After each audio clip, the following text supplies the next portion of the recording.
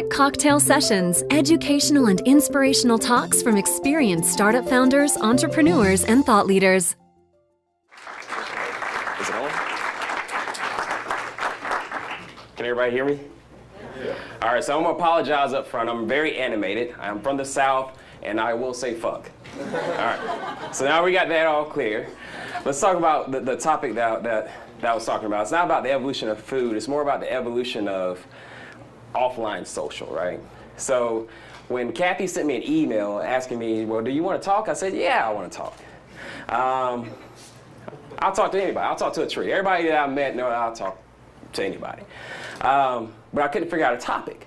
So I was at TechCrunch Disrupt when I was got that email, and I was actually in a conversation with somebody. It's a female, and we were talking about TechCrunch Disrupt and everything, and we're just having a small conversation, and this guy comes up, like right behind her, and he's like this close to her face, and just, he's not saying anything, he's just looking at her.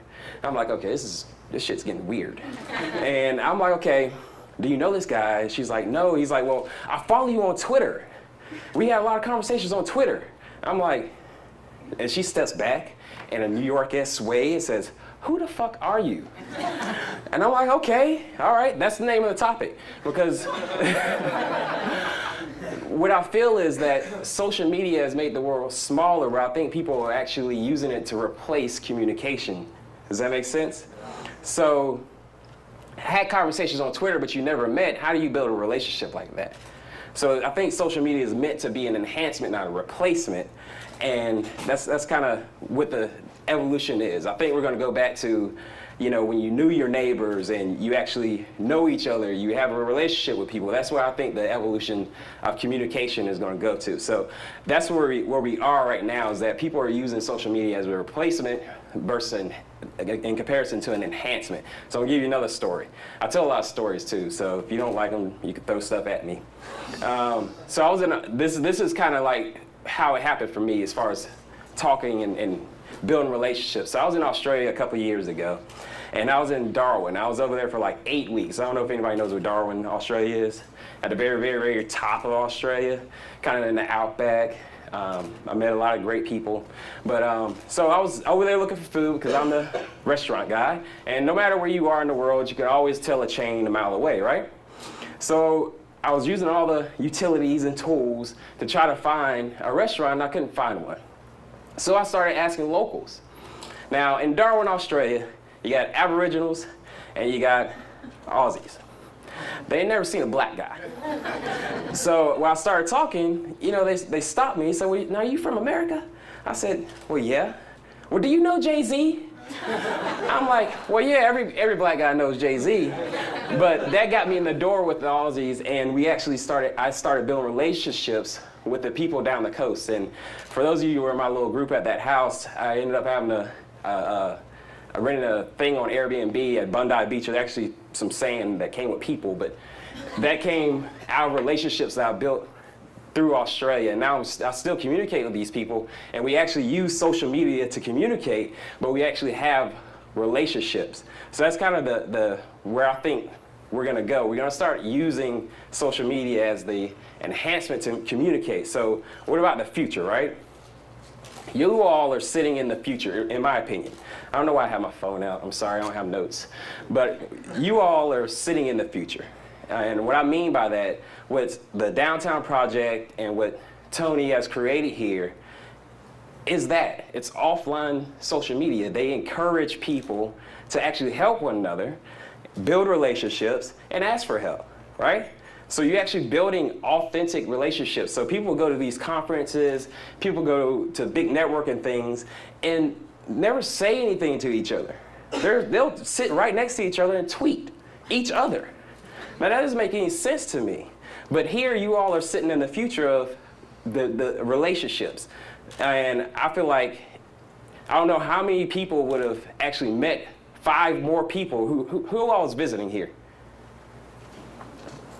So I don't know how many people would have met 5 other people if the Tech Cocktail Crew and Downtown Project didn't encourage you to say, hey, I need help with X, right? But now that you've done that, you actually built relationships. Now, serendipity doesn't happen unless you open your mouth, right? I mean, if you don't say anything, how is anybody going to help you, or how are you going to be able to help someone else? So I feel like Tony and the Downtown Project, you're sitting in the future, so you should soak it up. And with serendipity, you got to open your mouth, or it's not going to work out. But on the flip side, relationships won't work unless you shut your mouth. You got 2 ears and 1 mouth for a reason, right? So you need to listen to people when you're having a conversation with them, when you're interacting with them. It's not all about you, and that's what kind of social media has kind of made it, right? You go on Facebook, it's all about me, me, me, me. Look at the picture I took at Zappos. I do it, I'm guilty too. I was all in that king chair, laid out with a crown, and I put it all on Facebook, and I went and looked at my likes. I'm like, people love me. But the evolution is people being able to communicate with one another. So what I did for my personal well-being while I was here, I was like, well, I want to build relationships while I'm here. So I met all kinds of people. I'm going fast. I need to slow down. Okay, I need to slow down a little bit. I can talk some more. So what I did is I just wanted to build lasting relationships. Like, I wanted to meet people and actually say, hey, you know what? If I do come back to Vegas, I have friends here. If I go to Boulder, I have friends there. So I'm going to kind of do a quick run through of the people I met, and maybe y'all should meet them too. So when I first walked in, and I was at, is it the Ogden? The Ogden, I was on the 25th floor, and I think I met Michael, Chrissy, Danger, Angel, and Molly. Angel and I have the same exact wedding date. We get married July 14th this summer. And we wouldn't have known that if we didn't have actual communication. I could have just sat there and worked on my laptop, but we had the same exact wedding date. Then I met Jen, and I met Frank. Then I just met Karen, and I met the other Karen at Rachel's Kitchen. And if anybody wants to know who Rachel is at Rachel's Kitchen, it's the daughter of the other founder of Rachel's Kitchen. But then I met Rob from Pivot Desk. I met Bill from Austin. I met James, don't know where James is from, East Bay. Then I met Craig, and I met Sam, and I met Egg, and I met Lai, and I met Tamay, and I met all these people that I think we could add value to each other's lives. I mean, for instance, Craig and I, he's from New York. I'll be in New York all next month. And we got in a conversation about his son, 10-year-old son, that is all about sports now. He's all active now. He's doing all kinds of stuff, but he's passionate about basketball. Now, I'm a has-been basketball player. I used to be decent back in the day. And I was like, you know what? When I come to New York, let's do some drills with your son. I'm all about it. I want to help out. That's not helping his business, but it's not always about helping someone's business. It's about helping each other, right? And then you got Sam and I. We got some similar backgrounds. We're both in sales, and he has a psychologist for a wife. I have a OBGYN for a wife. I told him, I said, you got to be careful with those psychologists because they'll play Jedi mind tricks on you, man. So, but he gets that. But I mean, you meet all these people, you build these lasting relationships. So before you leave out of this trailer, meet 5 people that you do not know. And don't ask just, well, so what do you do? You know, get a little bit more personal. You know, where you're from, like where you're really from. You know, that type of thing. Because this is the future of offline communication, offline social, is building relationships that are lasting. So when I come back to Vegas, I'm gonna hit Jen up. I'm like, yo, I'm here. What's up? And when I go to San Francisco, did Paul leave out of here? He introduced to a guy named Johnny Walker Black last night. And it stung a little bit. But when I go to San Francisco, I'll be able to say, hey man, let's get together, let's grab a coffee. Those type of things. Those are what relationships are built for. And when I come back, I'll look at Gabe back there, yeah.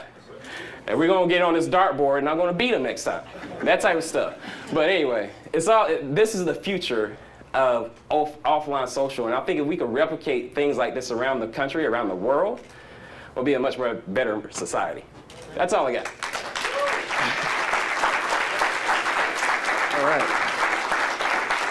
Let's do a couple questions here. Who's got the first question? Anyone? Oh, there you go. You're a question machine. Hello. So my question was, do you have any type of plan to get this out there, to spread the community relationships and what your thoughts are? Well, I mean, I don't have a formalized plan, but I mean, I think it starts like in settings like this. And then, all right, where are you from? You from here? Born and raised. Born and raised. So when you, there it is. Vegas is in the house. No, but when you travel, you need to replicate the same thing. It could just be one person, you know. So when I travel, I'm gonna do the same exact thing everywhere. I can't go out and create the masses, but if you do one by one by one by one, it'll eventually spread like a bad virus. But it's a good thing. All right, who's got the next question? Andy. Hey, Rich. Man, don't do this. Can you explain to us how being an adequate basketball player makes you such a shitty darts player? You know, I expected this from Gabe, but not from you, Andy. Not from you. Listen, I mean, darts is, you know, it's not active, you know? It's this motion, you know, basketball, you're moving, man, it's like that. So anybody wants to see me on the basketball court, you let me know. All right. I think that's it. Unless anyone else has something else? Darts related or basketball related? Okay, great. Rich, thanks so much. Really appreciate it.